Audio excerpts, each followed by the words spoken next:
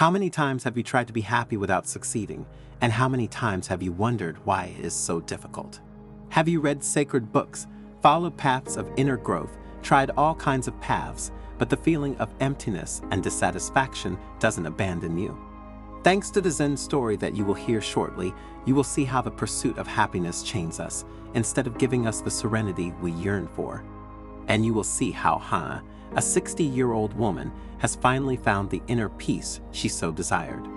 So stay until the end, because you will discover that the key to happiness is not what you always thought, and together with us, you can embark on a journey of discovery and transformation in search of true happiness. But before continuing, if you haven't already done so, subscribe to the channel and activate notifications to stay updated when we publish new content for your spiritual growth. As the midday sun filtered through the stained glass windows of Shoboji Buddhist temple, creating a kaleidoscope of lights on the stone floor, Hana, kneeling on a worn cushion, focused on her breathing. What she was trying to do was calm her restless mind that wasn't allowing her to live well. His lips, thin and pursed, murmured a mantra that was lost in the echo of the temple. At a certain point, a deep sigh broke the silence. His eyelids slowly fluttered open, revealing hazel eyes clouded with sadness. Why can't I find the peace I want? He asked himself bitterly. What stops me from living with serenity and joy? Hana had been searching for happiness for a long time.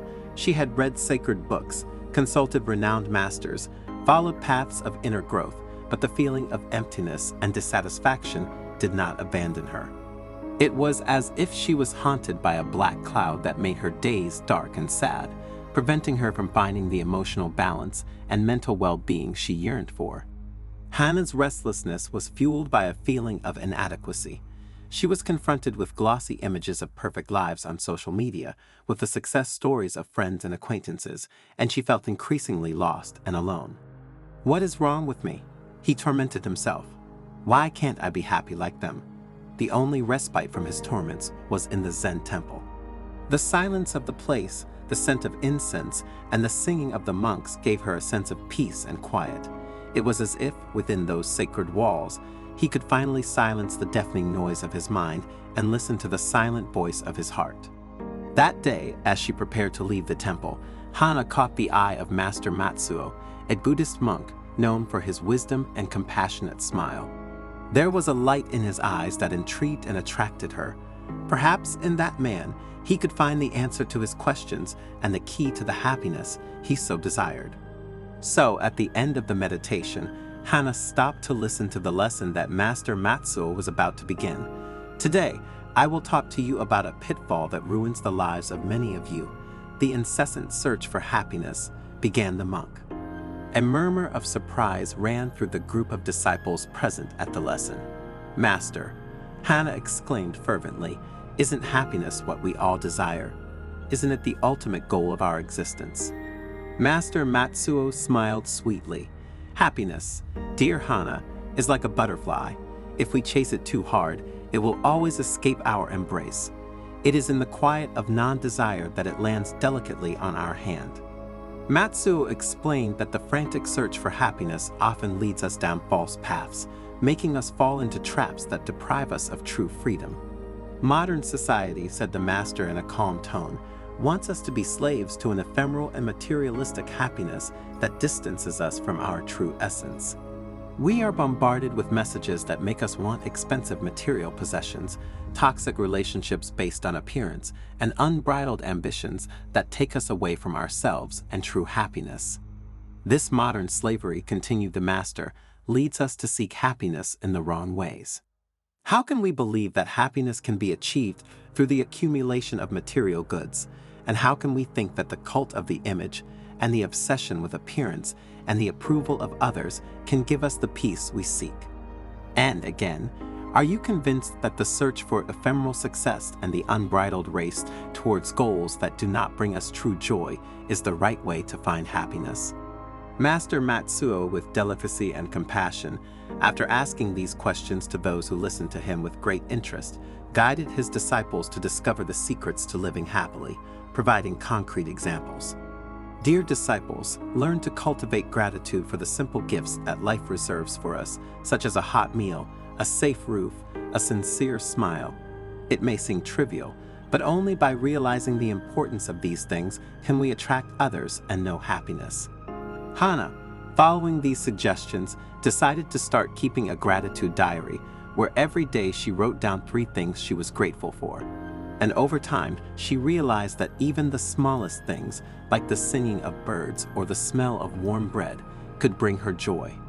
Living simply, freeing ourselves from superfluous material things and focusing on what is truly important, such as deep relationships, nature, and inner growth, is another thing you should focus on, Master said confidently.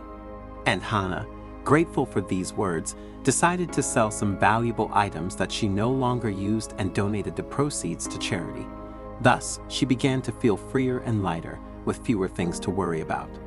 Another suggestion from the elderly monk was to nourish one's soul through meditation, prayer, reading inspirational texts, and contemplating the beauty of creation. Hana, after hearing these words, began to meditate every day for 30 minutes. It was difficult at first, but over time his mind calmed and his heart opened to an inner peace he had never experienced before. Developing compassion towards ourselves and towards others, learning to accept suffering as part of life, and giving yourself to others is another thing that can help you encounter happiness, continued the monk. The disciples looked into each other's eyes and began to reflect on ways in which they could implement their mentor's wise teachings. Master Matsuo's words resonated in Hana's soul like a soothing balm. The woman finally understood that the frantic search for happiness was the chain that kept her from true joy. And from that day, he decided to put the master's teachings into practice, freeing himself from the chains of modern slavery and starting a path of true inner growth.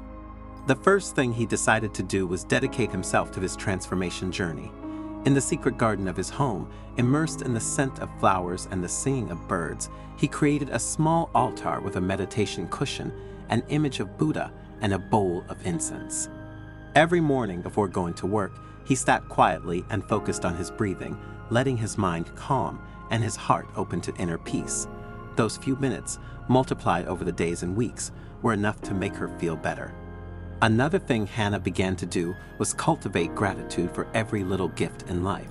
In the morning, she woke up with a smile on her face, giving thanks for the new day that had been given to her.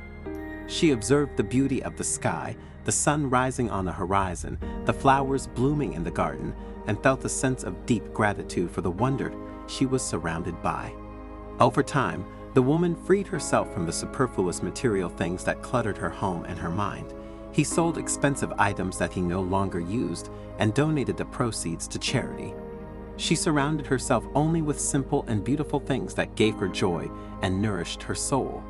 He understood that it was more important to have useful and pleasant objects rather than luxurious objects just for the sake of having them. Hana also began walking in the woods, sitting by the lake, listening to the birds singing, and this made her feel in harmony with the universe. Nature taught her to live simply, to flow with the rhythm of life, and to accept the natural cycle of things. Learning to practice compassion towards herself and others was another step towards inner peace. The woman began to accept her mistakes and weaknesses with kindness and learned to forgive herself and others. Opening up to the pain of the world with a compassionate heart, offering her help to those in need, helped her feel useful and find a place in society. Hana slowly learned to abandon control and trust the flow of life. He began to accept the uncertainty of the future with confidence and serenity, knowing that every experience, even the most painful, could be an opportunity for growth and learning. And one day, while he was meditating in his secret garden, a butterfly with colorful wings landed delicately on his hand. Hana looked at her with fascination, admiring her fragile and delicate beauty. In that moment, magical and exciting, he understood that happiness was not a goal to be achieved, but a journey to be lived with awareness and gratitude. The butterfly was her happiness, not an object to conquer, but a traveling companion who taught her to live every present moment with joy and fullness. Hana had finally learned that happiness is not a goal to be achieved, but a journey to be lived with awareness and gratitude, and that the frantic search for happiness can be counterproductive.